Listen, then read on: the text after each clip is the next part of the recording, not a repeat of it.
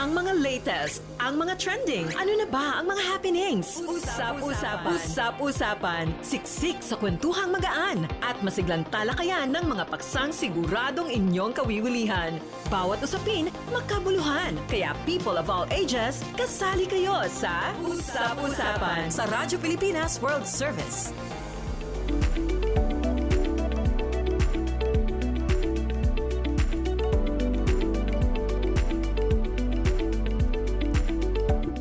Okay, magandang araw po sa ating mga tagapakinig at tagapanood dito po sa Himpilang Radyo Pilipinas World Service.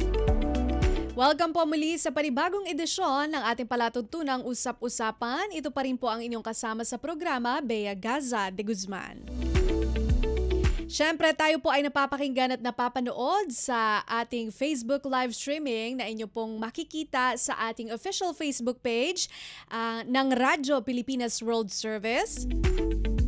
Mapapakinggan din po tayo sa ating online radio o audio streaming gamit ang inyong mga Evox PBS receiver app. Kung wala po kayo nito, pwede nyo po itong i-download sa ating Google Play Store kung kayo po ay Android user at sa Apple App Store naman po kung kayo po ay iPhone user. Siyempre, hindi lang po tayo napapakinggan at napapanood sa Facebook live streaming o sa online radio o audio streaming, mas pinalawak at mas pinalakas na rin po ang nararating ng Radyo Pilipinas World Service. Siyempre, para po ito sa ating mga overseas Filipino workers at seafarers. Ang ating pong mga programa sa himpilan, mapapakinggan na rin po sa shortwave radio. Siyempre, ito po ay sa pakikipagtulungan ng ating mother agency, ang Presidential Broadcast Service sa United States Agency for Global Media gamit po ang mga pasilidad sa ng Tarlac. Ang atin pong English service tuwing 10 a.m. hanggang 11:30 a.m. mapapakinggan sa 15.640 MHz, 17.750 MHz at 21.720 MHz. Ang ating naman pong mga Filipino programs, ang ating Filipino service, mapapakinggan po ito tuwing 1:30 a.m. hanggang 4:30 a.m. No? Baliktad kasi syempre ang ating mga seafarers at OFWs ay madaling araw po. Mapapakinggan dito sa Pilipinas madaling araw pero actually sa kanila it's a daytime, depende po sa time zone nila. Mapapakinggan naman po lalong-lalo na po yung ating mga seafarers na may mga shortwave radio sa kanilang mga barko at wala pong internet signal, pwede pong mapakinggan sa shortwave radio ang Filipino programs ng World Service sa mga sumusunod na frequencies 9.920 MHz, 12.120 MHz at 15.190 MHz. Okay, para sa edisyon ng ating palatuntunang usap-usapan ngayong araw ay meron po tayong mga makakapanayam maya-maya. Una, pag-uusapan po natin itong naging usap-usapan, 2 linggo na, ang sunog po sa landfill sa Navotas. At syempre kung ano po ang epekto nito sa kalusugan at paano po tayo makakaiwas sa mga epektong ito.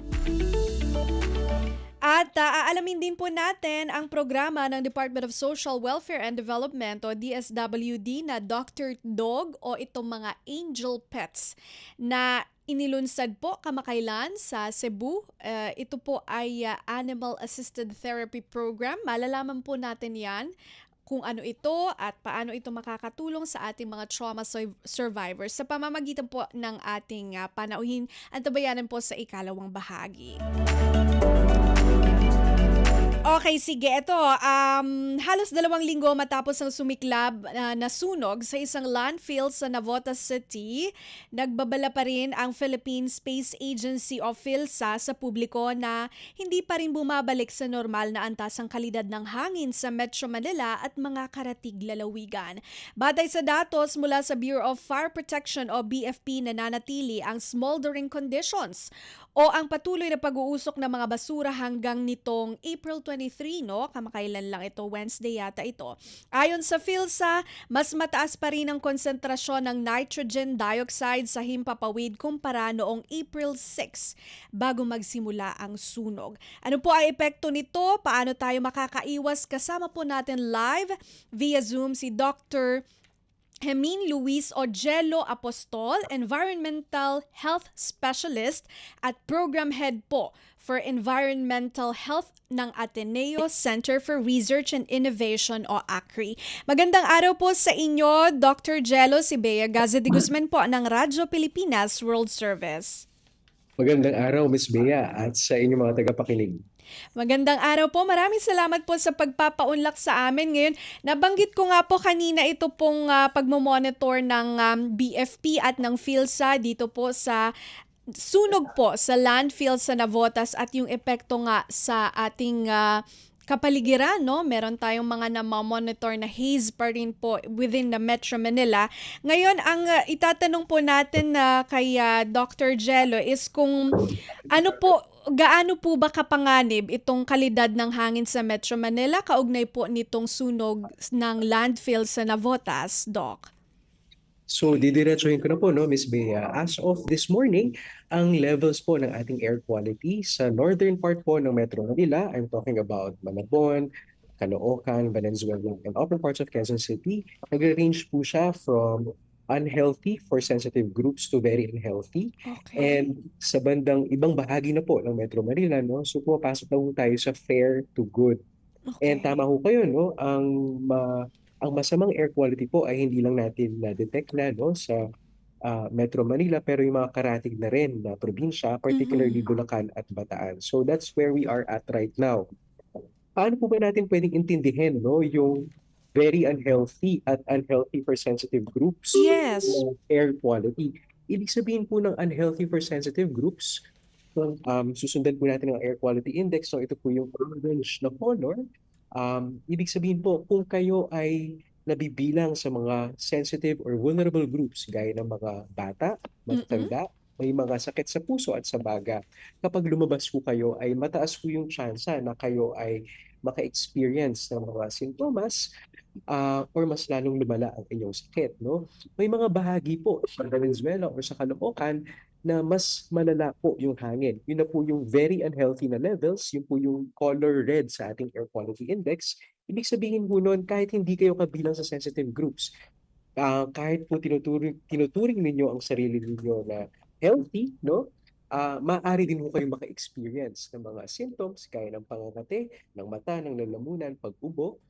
So yun po that's where we are at right now. And mahalaga po maintindihan din yung konteksto, no? It's now more than 2 weeks since the Yes. fire, and this is quite unusual. And tama kayo, Miss Bea, no? Bagamat I think it was April 12, sinabi na controlled, the fire in Navotas ay hindi pa rin po kontrolado. Bagamat wala na po tayong masyadong nakikita na ah, apoy, no, sa surface or sa labas, ang nangyayari po ngayon yung tinatawag na subsurface combustion o yung pagsunog ng basura sa ilalim ng lupa. At yun po ang nagdudulot ng patuloy na pag-emit ng mga masasamang kemikal sa ating hangin. Yes. And if sabi nga natin it has been 2 weeks tapos meron pa ring subsurface combustion according to Dr. Jello. Ngayon kung patuloy po itong nalalanghap ng mga tao, ano po ba yung magiging epekto, yung continuous na ganito po yung may experience natin? So siguro bago yun ay maganda sana ipaliwanag ko rin, Miss Bea, na ano Yes, ba go ang ahead. kinakatakutan natin ng mga pollutants sa Mhm. hangin na meron tayo ngayon. Uulitin ko lang po, what we're experiencing right now is what we call a complex fire. Kasi Mm-mm. basura po to, iba't ibang basura ang nasusunog. Yes. At dahil po doon, no, hindi po to katulad ng mga typical na sunog kung saan ang kadalasan ay ang nare-release lang ay mga particulate matters. So, ang una po na binabantay natin, yung tinatawag na particulate matter 2.5, no? Ito po yung mga pollutants sa hangin na less than 2.5 micrometers. Ibig sabihin po nun, mas maliit pa sila or mas manipis pa sa isang hibla ng buhok. At dahil Okay. napakaliit po nila, no, ay maaari silang dumaloy at umabot sa kailalim na liman ng inyong baga at minsan maaari pa hong ma-absorb sa inyong dugo at kumalat sa iba't ibang bahagi ng katawan, no? Kaya Mhm. ang mga sintomas po na binabantayan natin, Miss Bea, ay hindi lang yung kunwari, lalala ang asthma or uubuhin ka, pero I believe, no, may mga cases na rin po tayo, no, yung sumasakit yung dibdib, tumataas yung presyon, at maaaring ma-stroke or atakihin sa puso kasi nagiging systemic na po or kumakalat na sa buong katawan yung epekto ng mga pollutants na to. Pero dahil complex fire nga ho ito, no, Miss Bea, hindi lang Mm. ho PM 2.5 ang binabantayan natin, no? Hindi ho yun yung buong kwento. Yung po mga ganitong uri ng apoy, no, sa mga landfill, nagpo-produce ho sila ng carbon monoxide, mga Mm. volatile organic compounds, at yung po mga tinatawag natin na dioxins at furans na kadalasan nanggagaling sa pagsusunog ng papel or mga plastic. Opo. No? Ito ho ay, some of these are carcinogenic. Okay? Okay. So yun ho yung nakakatakot, no? Um, in terms of health effects po, no, maaari po natin silang hatiin sa tatlo. Unang-una ho, yung mga acute or agaran na epekto sa kalusugan. Ito po yung Okay. mangangati ang inyong mata, no, uubuhin kayo, immediately after inhaling all of these pollutants. Kadalasan po, may encounter natin to dun sa mga lugar na malapit sa sunog or dun sa mga lugar na talagang na-note po natin na very unhealthy ang ating air quality levels. Mm. Pero Miss Bea, it's been more than 2 weeks now, no? So Mm. ibig sabihin ho, naiipon na rin sa katawan ng mga tao ang mga Mm. pollutants na to. At dito po natin siguro magandang bantayan yung mga tinatawag natin na chronic o pangmatagalan na epekto sa kalusugan, no? Yes. Dito po papasok yung mga increased risk for cancer, for example, lalong-lalo na dun sa mga matagal na expose, particularly dun sa mga chemical po, no, na Mm. binabantayan natin gaya ng mga dioxins at furans, no, maaari pong maapektuhan din ang inyong immune system.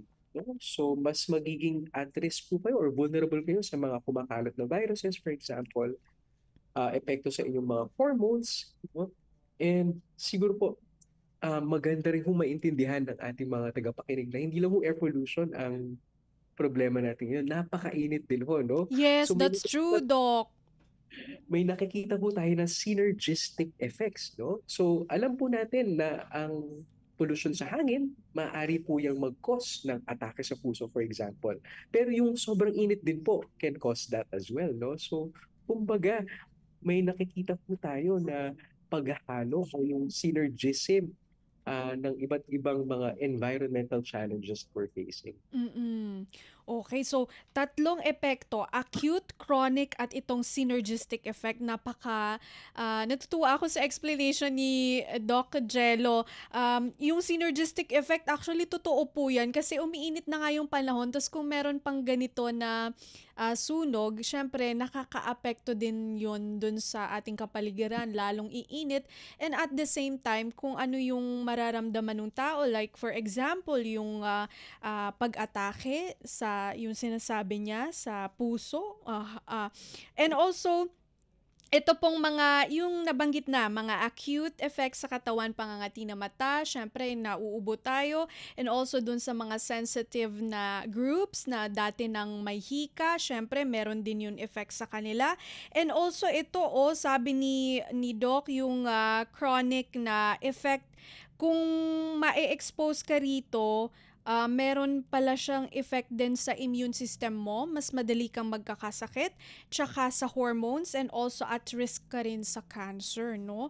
So, ito po yung mga kailangan nating pag-ingatan. Nabanggit nyo rin po kanina yung particulate matter na 2.5, ito po yung mga maninipis na bagay na actually, mas manipis pa sa hibla ng buhok 'no, na maaaring pumasok sa katawan natin. Sabi niyo po meron din tayong binabantayan dapat 'tong mga carbon monoxide, mga carcinogenic na materyales, yun nga ang nakakaapekto sa ating katawan. Ngayon, meron daw po, Doc, na mga nakaka-experience batay po sa mga dati nang naiulat from other, media, sa pagmo-monitor po natin. Meron daw po nakakaramdam nitong mga yung lasang bakal daw po o metallic taste sa kanilang bibig. Ano po yung ibig sabihin nito? Paano po natin 'to ipapaliwanag, Doc Jello? So actually, very important din po itong mga community observations na to, no, na nanggagaling sa ating Mm. mga kababayan, lalong-lalo na around the sanitary landfill fire, no? Mahalaga po na huwag nating balewalain ang observation na ito. Ito po ay isang napakahalagang clinical at environmental signal. Ang metallic taste sa bibig kapag na-expose sa usok ay may siguro dalawang pinakamalamang na pinagmulan sa context po ng isang landfill fire. Unang-una po yung tinatawag natin na heavy metals. Di Okay. ba? Ang basura po sa landfill, halo-halo po yan, no? Mm. Mga lumang baterya, mga electronics, at ito pong mga materyales na to, mga lumang appliances, for example, no, may mga metals po yan, no, gaya Yes. ng lead, cadmium at zinc. Kapag nasunog po itong mga basura na to, no, ang mga metal particles nagiging airborne po yan, no? So that's one potential explanation, very likely explanation. And ito po, no, po, yung mga heavy metals naman, Miss Bea, ang kinakatakutan natin dito, some of them are carcinogenic, pero ang pinaka-tina-target talaga nila ay ang ating nervous system, ang ating utak, di ba? So, una-una, heavy metals. That's Okay. one possible signal nitong napansin nila na lasang bakal or metallic taste. Yes. Pangalawa, yung sulfur dioxide at mga acidic gases, no? Ito yung acidic reaction ng sulfur dioxide sa moisture ng iyong bibig at lalamunan, at ito po yung maaari magdulot niyan ng lasang bakal na sinasabi natin, no? Um, pero siguro gusto ko lang i-emphasize, Miss Bea, no, na the fact na nagsisimula ng maramdaman ng mga tao itong lasang bakal, ibig Mm. sabihin na naiipon na yung tinatawag na chemical load sa katawan mo, Oo nga. no? Ibig sabihin, kasi di ba sabi nga natin, tuloy-tuloy to. Hindi naman po ibig sabihin na, for example, ngayon nalanghap mo yung hangin ay mailalabas na ng katawan mo ang mga toxic chemicals na ito sa inyong katawan, no? So, um, the moment na nagsisimula na pong maramdaman ng ating mga kababayan, lalong-lalo na sa mga high-risk areas, itong mga clinical symptoms na ito, no, gaya ng lasang bakal, ibig sabihin napakataas na ng load or chemical burden sa kanilang katawan. Okay. Doc, next question natin diyan is ano pong gagawin para po makaiwas sa ganito, and also, yung mga ganito po bang nararanasan kailangan pong ipatingin na po sa mga doktor, professional, ano natin, health professionals natin, Doc? So, unang-una po, Miss Bea, no, kailangan natin malaman kung ano yung mga red flags na binabantayan natin, no, kapag hirap ka ng huminga, Mhm. lalong-lalo na kahit nakahiga or nakaupas ka, yung wheezing or hindi natatapos na paghingal, kahit sabihin gumamit ka na ng inhaler, pananakit ng dibdib, no? Mhm. Kapag napansin mo na rin na nagbabago ang kulay ng inyong labi at ng inyong mga daliri, Okay. kapag ikaw ay hindi na nakakapagsalita or nabubulol ka kapag ikaw ay nagsasalita, pagkahilo, pagkalito, pagkawala ng malay, at yung metallic taste nga or yung lasang bakal, ito po, Mm. mahalaga na nire-recommend na ho natin na magpatingin kayo sa isang doktor, no? Pero ang pinakamainam po na gawin ay ilayo talaga ang sarili mula sa Mhm. source po ng pollution, at kung hindi naman talaga makakayanan, ay magsuot po tayo ng proteksyon. Okay. Lalong-lalo na yung angkop na mask, no? Mhm. Mamaya po pag-usapan natin yung angkop na mask. Pero ito, Ma'am Bea, nakasalalay hangga't alam po natin kung ano yung kalidad ng ating hangin. Mm. Very important po na i-monitor natin yung ating air quality index, no? Okay. Sa amin po sa Ateneo, sa Brief Metro Manila, we have more than 90 sensors scattered all over Metro Manila. We do real-time monitoring po. No, malalaman ninyo either sa inyong lugar or malapit sa inyong lugar kung ang hangin ba ay healthy, very unhealthy, acutely unhealthy, or emergency levels. At may mga kaakibat na rin po yun, no, na ah, advice kung kayo ba ay magsi-stay indoors, iiwasan niyo po ba ang physical na aktibidades, no? Or masyadong pagpapagod sa labas, kailangan na bang mag-wear ng mask? So, information is key po, no? Mm. Ah, Mahirap malaman kung anong gagawin kung hindi ba natin alam kung ano ba ang pinaghahandaan at iniiwasan natin. So, i-monitor po natin ang air quality index, ang Brief Metro Manila po ay ang aming datos ay real-time at makikita po ng lahat, no? So you just have to visit the Breathe Metro Manila website. Okay. Alright. So yun, paano protection ng sarili? Ilayo ang sarili, tapos gumamit ng mask, which is itatanong natin kung ano yung mga proper mask later. And then, i-monitor ang air quality index. Meron pong real-time na ino-offer yung Ateneo for this monitoring, no? Doc, yun, balikan natin. Sabi niyo po, meron pong mga tamang mask na dapat gamitin sa mga ganitong sitwasyon. So, please educate us po regarding this, Doc. So, mahalaga po dito na malaman na ang typical po na cloth mask or surgical mask ay hindi po sapat para proteksyonan tayo sa mga Okay. pollutants na binabantayan natin na maaring magmula sa sanitary landfill fire. Mhm. Ang nire-recommend po natin dito is yung tinatawag natin na N95 or KN95. Kung maalala po natin ng COVID-19 pandemic, no, ito rin po yung kadalasan nating ginagamit. So, Mm. medyo throwback po ito, no? Oo nga. Ah, pero mahalaga din po na maintindihan na hindi lang po yung angkop na mask pero yung tama din po na pagsusuot. Dapat Yes. ay sakto po siya sa bibig, dapat wala pong siwang, no? Para talaga maproteksyonan kayo. Siguro ito lang, Miss Bea, um, para konsiderasyon din lang, no? Mahal po kasi yung N95 at Yes. K95, no? At very strict din po tayo sa pag-reuse niyan kasi kapag basa po yung, di ba po, kapag tayo humihinga sa mask, nababasa po yan, no? Yes. Kapag basa po yan, ay nababawasan po yung pagiging epektibo ng mask, no? Mhm. Pero hindi rin naman po para magastos din naman kung araw-araw kang bibili ng bagong Oo N95. nga, no? So ito po yung ina-advise din namin, no? And this is actually a life hack, no, na medyo natutunan din natin noong Ayan. COVID-19 pandemic. Pwede nyo pong i-recycle. Pero Okay. dapat tama po yung pag-recycle natin, no? Ang unang-una po, mahalaga ay mag ma matanggal po natin yung moisture, no? Mhm. So kailangan po natin papagpahingahin yung mask. Pangalawa po ay iwasan din natin na ma-expose sa araw or UV radiation yung mask kasi mawawalan po ng bisa yung maskara. So, ang suggestion ko po, no, para sa isang buwan, pwede kayong bumili ng 6 na N95 mask. No? Okay. So, sabihin po natin, meron kayong maskara for Monday, may maskara kayo for Tuesday, Wednesday, Thursday, Friday, Saturday. Sunday, siguro sa lugar na lang ng bahay. Yes. Iwasan nyo rin yung paglabas, no? Ang suggestion ko po is, after mong gamitin yung maskara, ilagay mo siya sa isang brown na paper bag, no? Mhm. Tapos isara mo, tapos ilayo mo sa araw para makapagpahinga at para matuyo siya.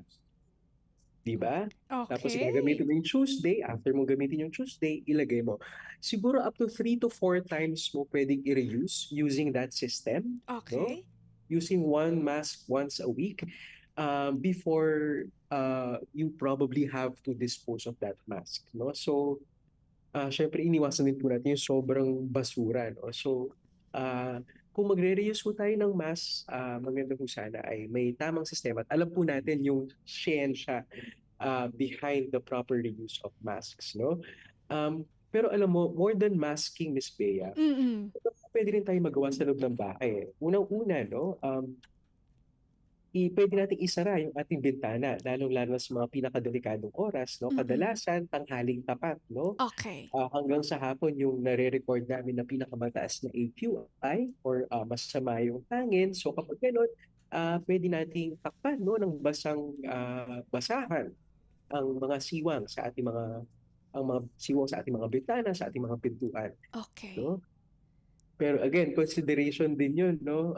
Wag naman nating isara the entire day kasi summer season mo ngayon, so Oo kailangan pa rin nga, natin mainit din ipapasukin ano? yung hangin, no? So, kaya babalik ko tayo, bantayan ho natin regularly yung ating air quality index. Kapag Mm. napansin po ninyo na, okay, ngayong umaga, parang medyo good yung hangin, buksan niyo ho, no, para makadalo yung hangin. Tapos, Yes. kapag napansin niyo ho, ngayong bandang lunch na, medyo unhealthy na, no, sara na natin yung mga siwang sa ating bahay, at siguro maaaring i-on for a limited time yung ating air conditioning kung meron or yung electric fan. Mhm. Ang galing naman ng mga life hacks ni Doc Jello. Very practical. Balikan ko lang yung sa mga sistema ng pagre-reuse ng N95, no? Kasi tama nga naman, mahal po 'yun kung lagi kang magpapalit o bibili.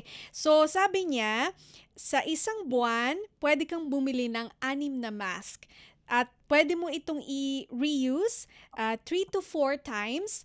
At yung, for example, pag ginamit mo yung isang mask on a Monday, pwede mo siyang, tama ba ako, Doc Jello, i-air dry? Kailangan ipatuyuin kasi yung moisture, Sa yun loob yung, ng brown na paper bag, no? yes, ilagay sa Para brown na paper maproteksyonan bag. din sa araw kasi yung Mhm. UV radiation maaari niyang maapektuhan yung bisa ng maskara. So maganda Okay. nasa madilim. Okay. So, yung paper bag, yun yung mag-absorb ng moisture, kumbaga. Correct. No. Okay. So, yun, para at least naman makatipid and at the same time, maproteksyonan din yung sarili. And also, yung pag-ventilate ng bahay, pwede namang siyang gawin. Syempre, akibat nito yung pagmamonitor ng air quality index natin. Sabi ni Doc Jello, sa tanghali, usually yung namomonitor nila na parang peak ng unhealthy air. So, by noontime, pwedeng isara muna ang mga bintana. Pero, by morning, siguro, kung na-observe natin na medyo okay naman ang hangin, i-ventilate ang mga bahay. So, yun, pwede natin gawin to. Napaka-practical na tips. Doc Jello, eto naman po kasi sabi nyo kanina, kung talagang matagal na magsistay or hindi muna makalayo-layo itong ating mga resident dito sa malapit sa sunog sa Navotas landfill, meron talaga siyang mga epekto. Pero may mga pagkain o inumin po ba na makatutulong para kumbaga i-cleanse yung ating katawan dito po sa mga na-absorb na yung sabi niyo pong mga chemical? Meron po bang ganoon? Miss Bea, magiging tapat at malinaw ako dito, no? Wala talagang pagkain o inumin na direktang nag-aalis ng Mm. PM2.5 nitong mga masasamang chemical na ito, no? Okay. Pero siguro makakatulong din, no? May mga paraan ng ating katawan gaya ng mucociliary clearance sa ating ilong at saka sa ating respiratory tree na natural na nagtatanggal, no? Or nagfi-filter ng mga masasamang chemical na ito. Siguro ang pwede natin gawin is yung mga supportive na food, Okay. no, or diet. Hindi Mhm. talaga, when we say supportive, hindi talaga nila tinatanggal, no, or direktang dinidetoxify, no. Wala Mhm. talagang direct detox dito, no. Pero unang-una, pag-inom ng tubig, di ba? Kasi Okay. marami sa ating malinis na tubig, no, marami sa mga paraan ng ating katawan para natural na tanggalin itong mga o i-filter itong mga ah, masasamang chemical na to ay Mhm. depende rin sa iyong level of hydration. So, Okay. mahalaga na uminom ka ng sapat na tubig, lalo-lalo na summer. Diba? Ito, ang advice natin sa ating mga tagapakinig, kahit hindi ka nauuhaw, uminom pa rin regularly. Kasi the fact na the moment na naramdaman mong uhaw na uhaw ka na, ibig sabihin dehydrated ka na. So, wag mo Mm. nang hintayin yung pakiramdam na uhaw ka na. Kasi ibig sabihin, nandun ka na sa point of dehydration pag naramdaman mong uhaw ka na, no? Pangalawa, again, supportive diet would be yung mga pagkain na rich sa mga tinatawag natin na antioxidants, no? Mhm. Nakakabawas to sa oxidative stress na maaaring madulot ng mga pollutants. Ano ba itong mga pagkain na rich in antioxidants? Mga prutas at gulay, di ba? Pero uulitin ko lang, hindi ito detox, ito ay general support, no? Okay. Supportive diet. Kasi wala naman talagang, so wag mo tayong masyadong magpapaniwala sa mga nababasa or naririnig natin na pwede mong inumin to para matanggal itong mga chemical na ito. So, the most that we can do is supportive at iwasan, no? Protektahan ang sarili. That's the best way na mailabas natin naturally itong mga chemicals na to. But that will take time. Mhm. Yes, oo, no to misinformation and disinformation tayo, no? Kaya sabi ni Doc Apostol, wala naman talagang pagkain o inumin na talaga makapagtatanggal ng mga sabi niyang particulate matter. Pero mga supportive diet pwede pa, like fruits and vegetable, tsaka laging uminom ng tubig. Okay, so Doc, naku, gusto ko man pong pahabain itong ating talakayan. Marami kaming natutunan sa inyo, lalo na dito sa ating mga practical tips. Hingiin ko na lang po siguro ang inyong final message sa ating mga tagapakinig at tagapanood dito po sa Radyo Pilipinas World Service. Unang-una po, inform yourself, be informed, alamin po ang air quality or ang kalidad ng hangin sa inyong lugar para at least kayo po yung unang makakaalam at kayo rin po ang unang-una na magpoprotekta sa inyong safety. No? Pangalawa po, kung kaya nyo iwasan yung paglabas, iwasan po natin, no? I-limit lang po natin sa essential activities or essential work ang ating paglabas ng bahay. Sa loob po ng bahay ay ating i-ensure, no, na lalong-lalo na kapag mataas ang polusyon sa araw, no, isara po natin, no, or ilimit po natin yung pagpasok ng mga pulutan sa ating mga kabahayan. And kung kailangan pong lumabas ay gumamit po kayo ng naaangkop na mask, no?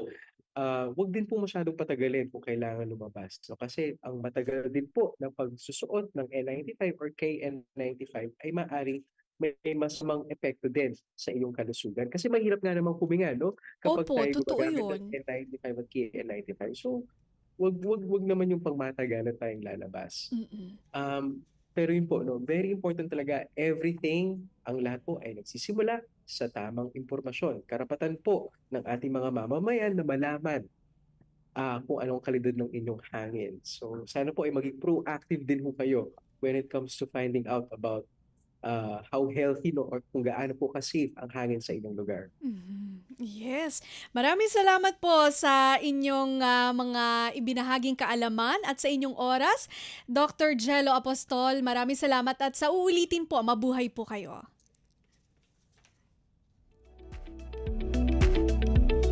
Yan po si Dr. Jello Apostol, Environmental Health Specialist at Program Head po for Environmental Health ng Ateneo Center for Research and Innovation o ACRI. Kanya pong ibinahagi sa atin ang mga practical tips kung paano po tayo makaiiwas dito sa epekto ng unhealthy air, bunsod nga po ng sunog sa landfill sa Navotas. Magbabalik po ang ating palatuntunang usap-usapan. Paalala mula sa himpilan. Sa loob ng maraming taon, libu-libong pamilyang Pilipino ang walang maayos na tirahan. Hirap makakuha ng pabahay. Kung meron man, hindi angkop sa disenteng pamumuhay.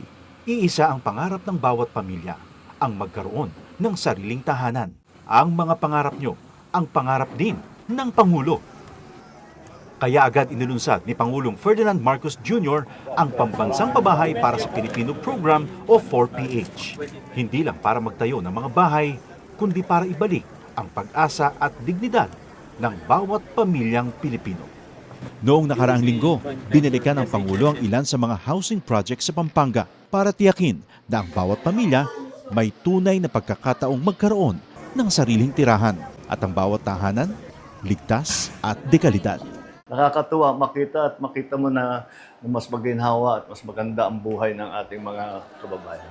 Dagdag pa ni Secretary Jose Ramon Aliling ng Department of Human Settlements and Urban Development. Ngayon, lahat po ng modalities. Nandiyan po yung horizontal, house and lot. Ang dignidad ng pamilya ay, lalo na ang Pilipinong pamilya, ay pag nagkaroon siya ng sarili niyang bahay. Kwento ng mga residente, dahil sa mababang interes sa pabahay, naging mas abot kaya ito para sa kanila. Ibinaba kasi ng gobyerno sa 1 to 3% ang subsidized interest rate. Para sa mga kwalipikadong benepisyaryo ng socialized housing project, aninsunod pa rin sa utos ng Pangulo. Yung mga kulang na bahay ay kagawa natin ng paraan upang lahat ng nangangailangan ng pabahay ay gagawin natin. Sa buong bansa, tuloy-tuloy ang trabaho. Isa-isang inaayos sa mga bagay na magpapagaan sa buhay ng mga Pilipino. Kasama na rito ang disente at sariling tirahan na hindi lang pangarap, kundi tahanang nabubuksan para sa bawat Pilipino. Mabilis ang trivia, dagdag talino. Heto na ang Dagling Kaalaman. Alam nyo ba, sa mga PhilHealth covered cases, mayroon ng zero balance billing o no balance billing. Paano ito gumagana? Simple lang. magpa-admit sa ward ng DOH accredited hospital. Ipakita ang PhilHealth ID o MDR, pati na rin ang government issued ID at admission documents. Dumiretso sa PhilHealth Help Desk para sa verification at processing.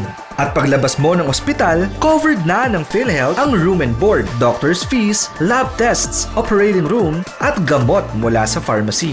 Layunin nito ay mas pantay, abot kaya, at tuloy-tuloy na serbisyong pangkalusugan para sa lahat ng Pilipino. Kaunting kaalaman na malaking dagdag talino. Abangan muli ang susunod na Dagling Kaalaman. Time to celebrate kulturang Pinoy, tradisyon, musika, sining, literatura at iba pa. Anything and everything fun and Filipino. Ito ang Pinoy Kultura. Naalala ko, nung bata pa ako na namamasyal kami sa Fort Santiago sa Intramuros. Ito ay ginawa noong 1571 bilang kuta o fortress ng Spanish governor na si Miguel Lopez de Legazpi. Isa ito sa mga napaka-importanteng historical sites sa Maynila. Marami ang nagbuwis ng buhay dito noong kapanahunan ng mga Kastila at noong World War II nang ginamit ito ng mga Hapon bilang kulungan ng mga Pilipino at Amerikanong kanilang nahuli. Ang ating national hero na si Jose Rizal ay nakulong din sa Fort Santiago bago siya naging martir sa Bagong Bayan. Ang Fort Santiago ay sinimulang i-restore noong 1953 pagkatapos nitong magtamo ng pagkasira noong Second World War. Ang Fort Santiago ay kawasa bato na galing sa bulkan na tinipag sa present-day Guadalupe Viejo sa Makati. Ngayon, ito ay naglalaman ng iba't ibang memorabilia ni Jose Rizal at isang napakagandang pasyalan ng buong pamilya. Tara na at ating dalawin! Yan ang Pinoy Kultura because our culture is cool.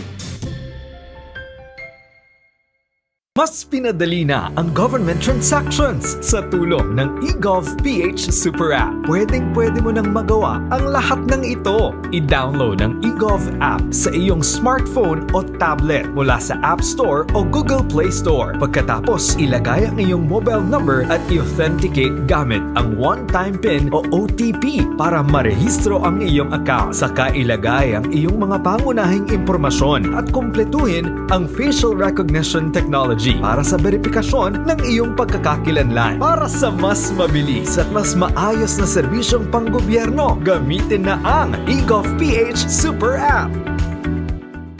Itinuloy na po natin ang zero balance billing. Libre po. Ibig sabihin, ang serbisyo sa basic accommodation sa ating mga DOH na ospital, wala nang babayaran ang pasyente. Ang dami pong challenge, hindi po namin alam kung saan namin kukunin, ganon, nag-iisip kung paano namin mababayaran. Siyempre po, masayang-masaya, super saya po dahil na zero billing po kami. Opo, malaking po talaga, malaking tulong po. Mabilis lang din po. Bayad na ang bill ninyo. Uulitin ko, wala nang kailangan bayaran ng pasyente basta sa DOH Hospital dahil bayad na po ang bill ninyo. Naiyak ako kasi sobrang saya. Maraming salamat po, Mr. President Bongbong Marcos Jr. Hindi kami nagkamali ng taong ihinalal. Anong latest? Usap-usapan. Dito sa Radyo Pilipinas World Service. Nagbabalik po ang ating palatuntunang usap-usapan dito pa rin po sa Hipilang Radyo Pilipinas World Service. Ako pa rin po ang inyong kasama sa programa. Ito po si Bea Gaza de Guzman. Patuloy niyo po kaming napapanood sa ating Facebook live streaming sa ating official Facebook page, ang Radyo Pilipinas World Service. At napapakinggan din po tayo sa ating online radio o audio streaming gamit ang inyong mga Evox PBS receiver app na pwede pong i-download sa Google Play Store kung kayo po ay Android user at sa Apple App Store naman po kung kayo po ay iPhone user. Siyempre, mas pinalawak at mas pinalakas na rin po ang nararating ng Radyo Pilipinas World Service sa pamamagitan ng ating shortwave radio sa pakikipagtulungan ng Presidential Broadcast Service sa United States Agency for Global Media. Ang English service po tuwing 10 a.m. 10 a.m. hanggang 11:30 a.m. mapapakinggan sa mga sumusunod na shortwave frequencies 15.640 MHz, 17.750 MHz at 21.720 MHz. Ang Filipino service po tuwing 1:30 a.m. hanggang 4:30 a.m. Especially po ito for our audiences sa Ibayong Dagat, overseas Filipino workers at seafarers. Mapapakinggan naman po sa 9.920 MHz at 12.120 MHz maging sa 15.190 MHz. Okay, para sa ikalawang bahagi ng ating palatuntunang usap-usapan ay aalamin natin kung paano ang ating mga alagang aso nakatutulong para mag-heal sa trauma. Ginagamit actually ito for trauma survivors, pero aalamin natin kung ano pa po ang mahalagang impormasyon patungkol dito sa programang Angel Pets o Dr. Dog ng Department of Social Welfare and Development o DSWD. Kasama po natin live via Zoom si ASEC Irene Dumlao, ang opisyal na tagapagsalita, at ang Assistant Secretary for Disaster Response Management Group ng DSWD. Magandang araw po sa inyo, ASEC Irene. Si Bea Gaza de Guzman po ng Radyo Pilipinas World Service. Hi Bea, magandang umaga sa iyo. Magandang umaga din sa lahat ng sumusubaybay ng iyong programa. Yes, maraming salamat po sa pagpapaunlak. Naku, nakita nga po namin na meron pong kauna-unahang pet-assisted therapy na tinatawag. Ito po ay ni-launch sa Cebu. Na-curious kami, ASEC. Pwede niyo po bang ipaliwanag sa amin kung ano itong Angel Pets program at bakit po ito naisipan ng DSWD? Actually, Bea, itong Angel Pets program ng DSWD ay nag-umpisa pa po noong 2024 dito po sa Metro Manila. We entered into a memorandum of agreement with the PAWS. Okay. Kasi yung PAWS o yung Philippine Animal Welfare Society, meron silang programa na tinatawag din na Dr. Pets o Dr. Dog program. So, going back in 2024, we forged a memorandum of agreement with them na kung saan natin nabuo o na-formalize yung implementation ng Angel Pets.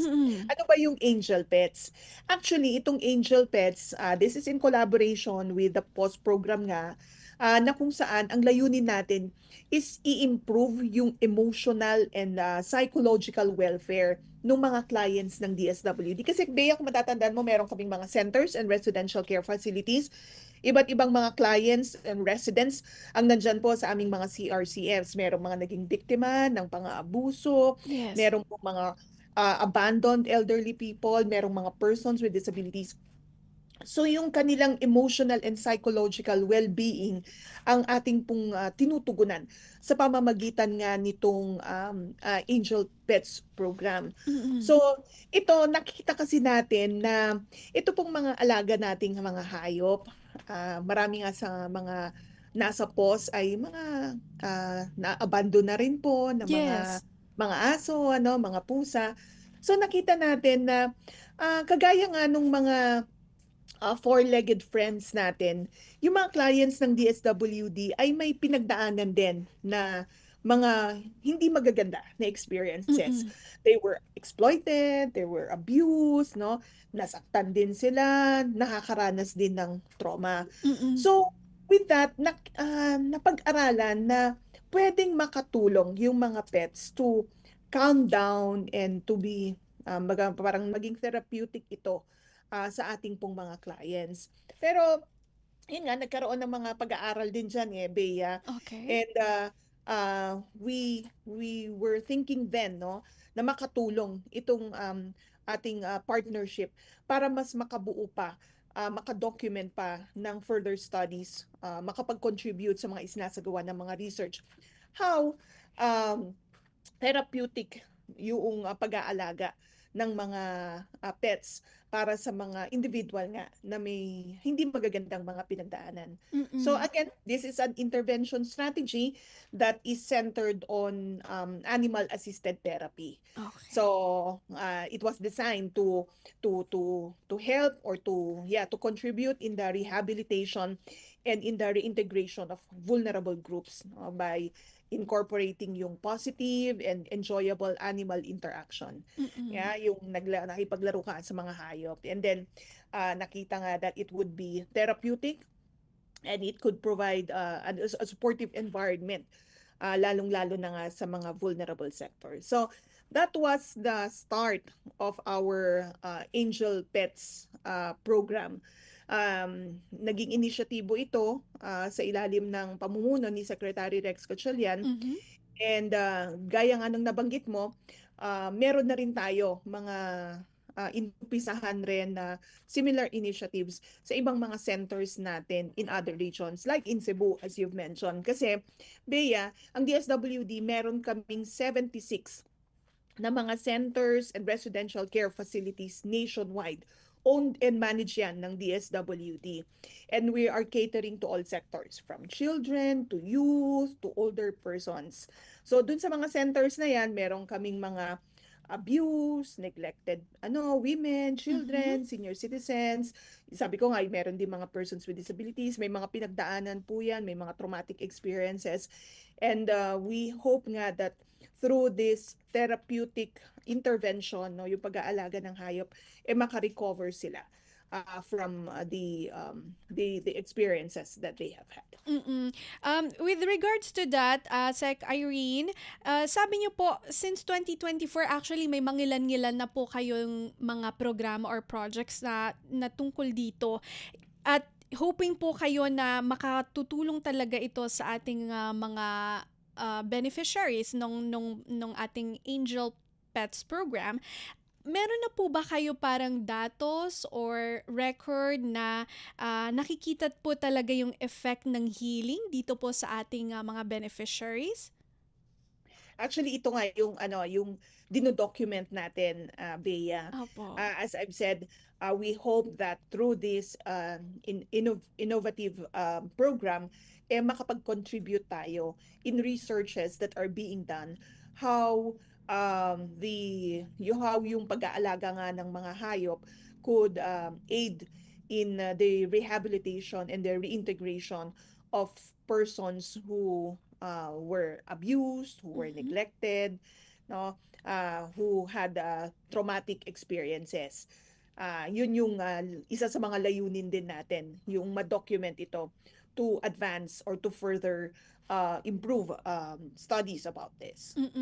Asek Irene, sabi nyo 76 centers and meron na rin po sa ilang mga regions kagaya ng Cebu.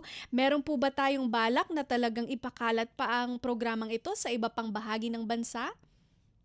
That's correct. Actually, we're ramping up talaga yung implementation ng mga iba't ibang mga innovative programs, hindi lamang po sa Metro Manila but also in different parts of our country.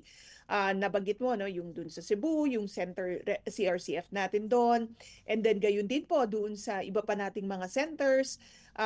Ini-introduce na rin natin or meron na rin tayong mga dinadala nga ng mga alagang hayop para makatulong nga in fact we call this yung mga tinatawag na rin natin na alaga or yung sessions natin ay talagang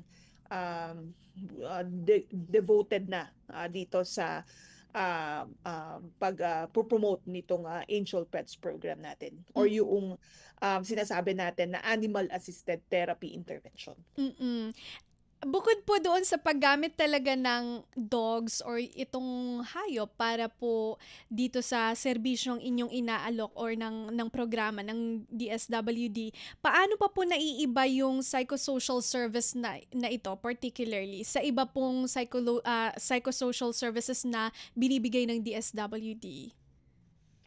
Well, itong initiative natin na ito, Bea, pinapakita kasi natin yung commitment ng DSWD for a holistic healing. Yes. Kasi alam naman natin na yung emotional recovery is an important as important as yung physical safety, That's true. para sa ating pong clients. So, itong ginagawa nga natin na pag-introduce ng mga angel pets, dito sabi ko yung pinopromote natin or ina-advance natin yung animal assisted therapy intervention. Dito kasi talagang tinitiyak natin na yung mga clients natin, yung mga residents natin, kung ano man yung distress na na-experience nila, kinakailangan talaga na mag-introduce tayo ng mga ibang psychosocial interventions or yung mga therapy sessions. Opo. Kabilang na nga itong paggamit natin ng animal-assisted therapy intervention. Asik Irene, dun tayo talaga sa mga dogs kasi para ito yung mga starring talaga dito sa project nyo na ito. Ano po yung hinahanap ninyong katangian sa isang aso na pwedeng isali or fit maging doctor dog? Actually, ano to dahil nga ka-partner natin yung Pause. pong PAWS, no? Opo. So sila na po yung nakakatukoy kasi meron din sila mga ina-adapt na mga dogs. Di ba? Ito yung sabi ko nga kanina, itong mga dogs ay ina-adapt din ng PAWS. Ano rin yan, mga yan nakaranas din ng nakaranas din sila ng pang-aabuso, nirescue rin yan ng PAWS. So itong si PAWS, meron na rin silang kumbaga mga preparatory activities na ginagawa. So bago tayo karoon ng yung mga hands-on interactions to reduce stress and to build emotional resilience. Kumbaga parang nagkaroon na ng preparatory activities din yung ating partner NGO. Wala tayong tinitignan na Breed. breed. Yes. That's correct. Oo, ang ano lang talaga is makakatulong yung nga pong mga alagang hayop dito sa ating mga residents. And I think tinitrain din po ang mga dogs or may screening kayo for this or ang PAWS for this? Yes, ito yung sinasabi ko na may mga preparatory activities din si PAWS. Siyempre, layunin din naman kasi natin is mapangalagaan, maprotektahan rin, no? Both the client and yung ating four-legged therapeutic partner. Oo. Asek Irene, nasabi nyo na rin po yan, yung kaligtasan. Paano po natin tinitiyak yung kaligtasan po both ng itong ating mga trauma survivors and at the same time yung mga dogs po natin? Yes, sabi ko nga kanina, si PAWS, meron din silang may mga preparatory activities din. Siyempre, tinitiyak din na yung mga alagang hayop bago po dalhin sa ating mga centers ay yung may mga vaccines din sila, no? And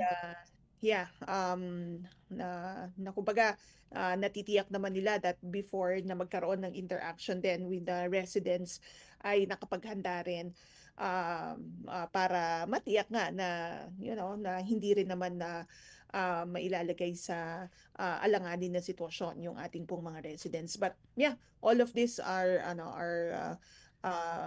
arranged prior to the interaction with our clients. That's good to hear po. Asek, last na lang before ang inyong final message, na curious lang ako kasi I think hindi ko pa naitatanong with regards to figures or yung data natin, meron po kayo kayang record ng mga beneficiary na ng Angel Pets, yun pong mga survivors natin from the 76 centers. Do we have numbers po for this? Well, Bea, right now, I don't have the numbers, kung Okay, ilan na ba yung mga residents natin who had interaction with our Angel Pets and who among our residents have already recovered from their traumatic experiences. Because, Bea, let's take note that yung recovery ng isang individual is not instantaneous, no? Yes, It's not that's an true. overnight process. Opo. So, yung kasing animal-assisted therapy natin or yung intervention is just part of the comprehensive intervention it's just part of the kumbaga